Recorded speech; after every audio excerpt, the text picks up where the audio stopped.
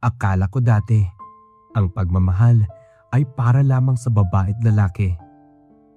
Akala ko din na kapag nagmahal ka, magiging masaya ka na walang problema at magiging buo na ang buhay mo. Pero akala ko lang pala ang lahat. Ako nga pala si Ayon, 25 taong gulang na sa ngayon at ako'y tubong negros. Hindi man ako nakapagtapos ng pag-aaral dahil sa kahirapan, ay nagawa ko pa rin maging successful sa buhay. Ang kwento na ito ay nangyari noong ako'y 23 taong gulang pa lang. Tandang-tanda ko pa noon ang mga nangyari at ito'y panghabang buhay kong panghahawakan at pahahalagahan. Nagsimula ang kwento ko nung nagtatrabaho ako sa Maynila bilang isang call center agent at nag-boarding sa puro lang mga lalaki na apartment. Yun lang kasi ang nakaya ng budget ko noon. Ilang araw ko pa lamang sa Maynila ay nakaramdam ako agad ng kahirapan at pagkalungkot. Pero hindi ako sumuko. Ako yung tipo ng tao na madaling magkaroon ng kaibigan at hindi masungit. Kaya may mga naging kaibigan agad ako. Hindi ko alam na dito na pala magsisimula ang kwento na magpapabago sa pananaw ko sa buhay. Alam ko sa sarili ko na hindi ko maamin na minsan nagkakagusto ako sa lalaki at minsan sa babae. Pero hindi ko naman inexpect na ang mga kasama ko sa dorm ay may mga itsura at magandang pangangatawan. Kaya nagpanggap na lang ako at pinigilan ko ang mga gawaing alam kong pagsisisihan ko rin. May isang gabi noon na paalis ako para magtrabaho nang makasalubong ko sa hallway ang dalawang lalaki na nagpakilalang sina Jonathan at Andrew. Siyempre, dahil nagmamadali ako, ay sinabi ko lang na ako nga pala si Ayon at sabay ngiti. Sumakay na agad ako sa motor. Di ko inakala na mga kasama ko pala sila doon sa dorm. At akala ko sa kabilang room lang sila. Kaya di ko na masyadong inisip ang mga nangyari. Mabango at maganda ang katawan nila at alam ko yung mga kahinaan ko. Kaya isinantabi ko na lang ang pangyayari at nag-focus na lamang ako sa work. Mga alas 6 na ng umaga nang nakauwi ako at syempre dahil sa pagod at puyat ko, nagmamadali akong pumasok sa kwarto para makapag-ayos at makatulog. Agad akong pumasok sa banyo at ako'y natulala sa aking mga nakita. Naliligo pala ang isa sa mga kasama ko doon na di ko inakala na yun yung isa sa mga nakasalubong ko kagabi. Agad kong isinara pabalik ang pinto at sabay sabing, sorry po, hindi ko alam na naliligo pala kayo. Pasensya na po. Agad naman siyang sumagot, okay lang yan pre, lalaki naman tayo eh. Walang mali siya yun. Hindi ko maalis sa isipan ko ang ganda ng katawan niya at kung gaano ako namangha sa kanyang alagang kulay rosas. Agad kong ibinaling ang atensyon ko sa cellphone ko, sabay sabing, oo nga pre, wala lang yun sa akin. Pasensya na, kakatok na ako sa susunod. Mabait si Jonathan. Di masyadong matangkad, pero hindi ko inalis sa isipan ko ang pagnanais na sana makita ko ulit yon. Sana isang araw mabubuksan ko ulit yung pintong yon at siya ang nandoon. Pagkatapos niyang maligo sa banyo, agad-agad naman akong pumasok doon. Inamoy ang bawat sulok. Tiningnan kung may mga gamit ba siyang natira. At laking pagkagulat ko nang makita ko ang kanyang brief na nakasabit doon. Agad-agad ko naman itong dinampot. At hindi ko alam kung anong nangyayari sa akin na para ba akong nasaniban na kung anong espirito.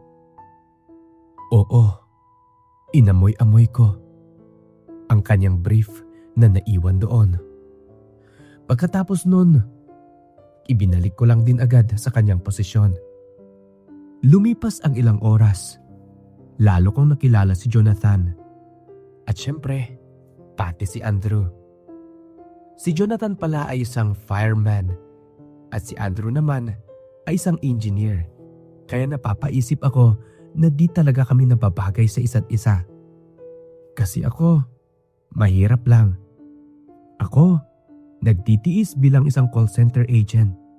Habang sila ay maipagmamalaki ng kanilang mga pamilya.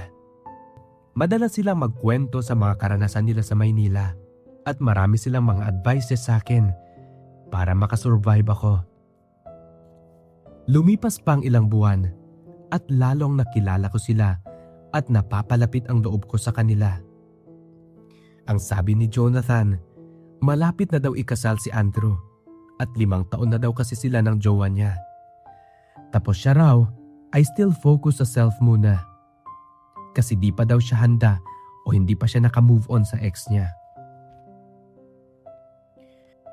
Dahil sa iba-iba yung mga trabaho namin, syempre, iba-iba din yung mga schedule kung kailan kami pumapasok. Kaya minsan hapon o gabi lang bago ako papasok, doon lang kami nagkikita. Iba ang nararamdaman ko pagkausap ko si Jonathan. Para bang ang lakas ng kabog ng dibdib ko at idagdag pa yung nangyari na nakita ko ang kanyang buong pagkatao ng walang suot. Dahil doon, lalo lang ako nalilito at natutulala paminsan-minsan. Isang hapon nang umuwi si Jonathan, tinanong ko siya kung nasan si Andrew. Parang di mo siya kasama.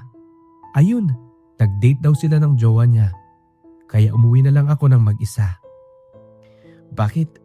Na-miss mo ba si Andrew? Biro niya.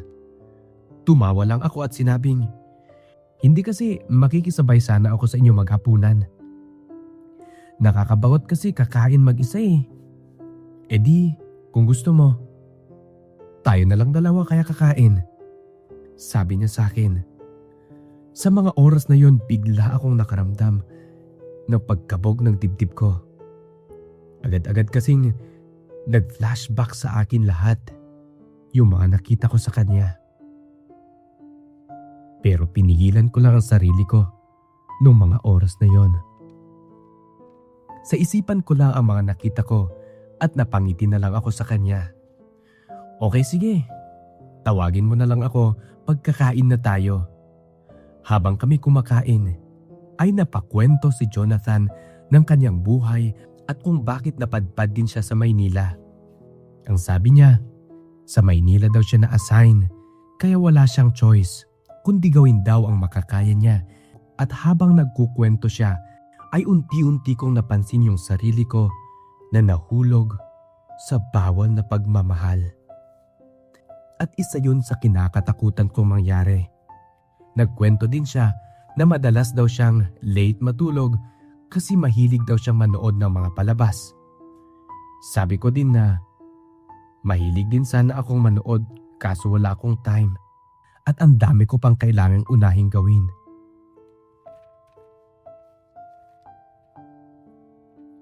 Pero sabi niya, o sige, pag gusto mo, para ma-enjoy mo naman ang panonood, sasamahan na lang kita next time. Bigla akong nakaramdam ng pagsikip ng dibdib ko at parang tatalon na yung puso ko. Yung tipong parang nararamdaman ko ang bawat pintig nito na hindi ko naman alam at hindi ko naiintindihan yung sarili ko. Pero pinigilan ko na lang ang sarili ko para hindi ako mahalata. Umiti lang ako at sabay sabing, sige, mamaya pag di ka na busy. At habang ako ay naguhugas ng pinagkainan namin, di ko napigilang mapangiti at mapaisip kung ano pa ang mga posibleng mangyari kung kami lang dalawa at kung magkatabi kaming manonood. Agad kong binaling ang atensyon ko sa paghuhugas nang biglang dumating si Andrew. Ang daming tanong na di ko kayang sabihin at mga tanong na walang kasiguraduhang masasagot niya.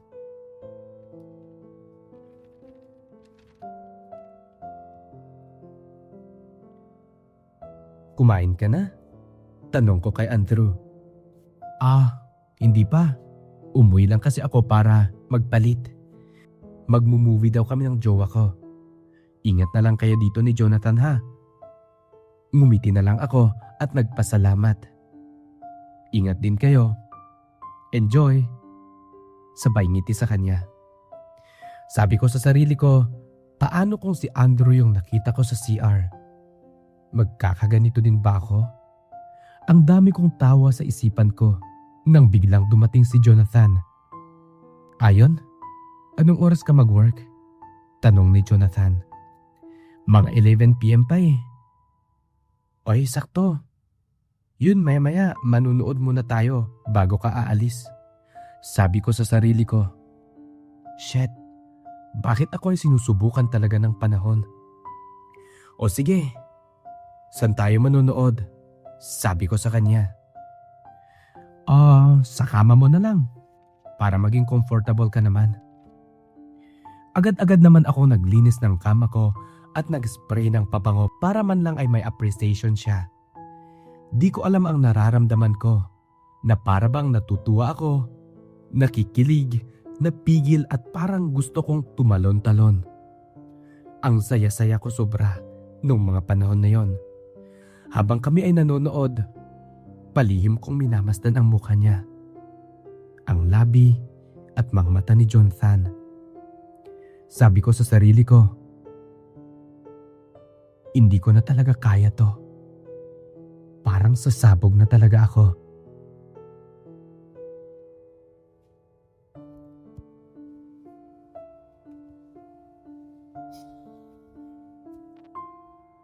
Una nagtanong siya kung anong movie ang gusto ko.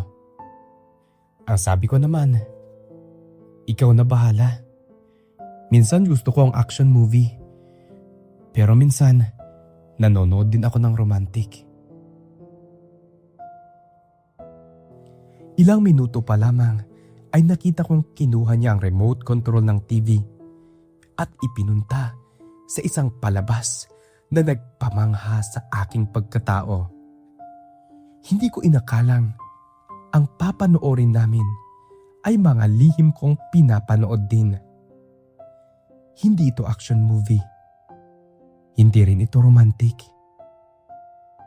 At mas lalong hindi ito horror movie. Nakita niya ang paglaki ng aking mga mata habang nakatitig sa piniplay niyang video. Aaminin ko sa sarili ko na minsan nanonood ako ng mga ganong klase ng video.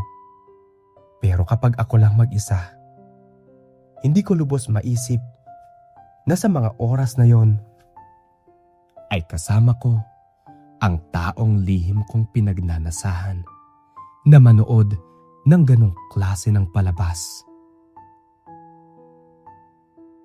Isa itong BL movie o mas kilala bilang isang boy love stories. Natigilan ako sandali at tumitig sa kanya. Tumingin ako sa pinapanood namin at binalik ulit ang tingin sa kanya. Bakit? May mali ba dito sa plinay ko? Tanong niya sa akin. Nanonood ka pala ng ganyan? Tanong ko sa kanya. Oo, wala namang masama, di ba? So ibig sabihin, may lihim ka ring tinatago? Hindi siya nakatitig ng diretso. Nakafocus lamang siya sa kanyang pinapanood. Kaya nanood lang din ako. Ilang minuto pa lamang ay dumating na sa eksena na naghahalikan ang dalawang karakter. Parehong lalaki. At nakaramdam ako ng tila ba kung anong apoy sa damdamin ko noong mga oras na yon. Laking gulat ko na lamang nang maramdaman ko ang unti-unting pagdampi ng labi ni Jonathan sa aking mga labi.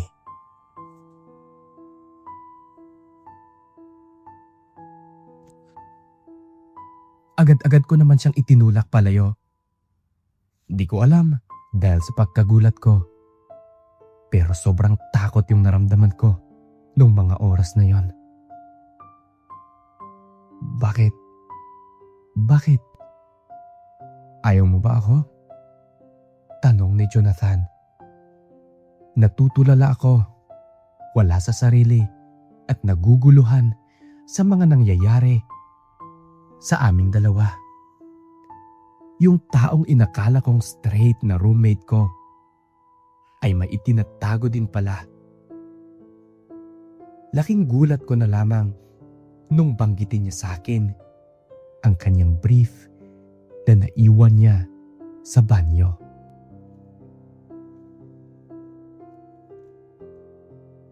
Akala mo ba hindi ko nakitang inamoy-amoy mo yun?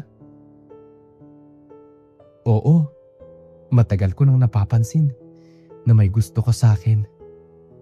Sabi niya sa akin.